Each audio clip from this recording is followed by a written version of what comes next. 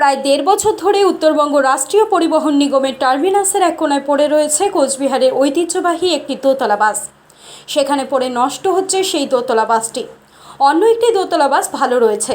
সেই বাসটি বিভিন্ন সময় জয়রাইড হিসেবে চালানো হয়।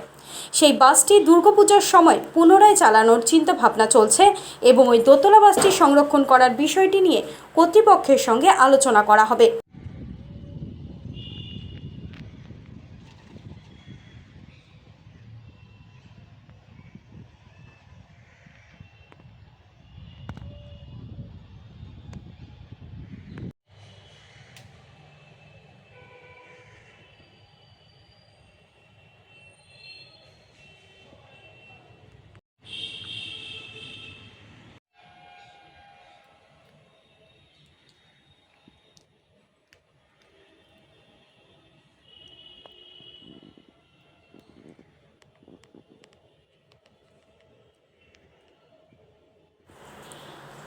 এই বিষয়ে এনবিএসটিসির চেয়ারম্যান পার্থপ্রতিম রায় কি জানালেন শুনুন।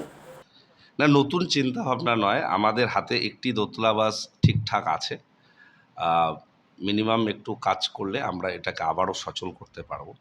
তো আমাদের বিভিন্ন মহল থেকে দাবি উঠেছে যে দোতলা বাসটা পুনরায় চালু করবার জন্য। আমরা মাঝে জয় রাইড হিসাবে এটা ভাড়া দিচ্ছিলাম ২,০০০ টাকা করে পার ডে, এই ১২ কিলোমিটার একটা পথ চলার জন্যে। কিন্তু তাতেও খানিকটা সমস্যা হচ্ছিল বিভিন্ন সময়। কিন্তু এবার আমরা পুজোর সময় আবারও নতুন করে একটা প্রয়াস নিচ্ছি জয় রাইড হিসেবে গাড়িটাকে ভাড়া দেওয়ার। কারণ এটার সঙ্গে কোচবিহার মানুষের একটা আবেগ ঐতিহ্য জড়িয়ে রয়েছে।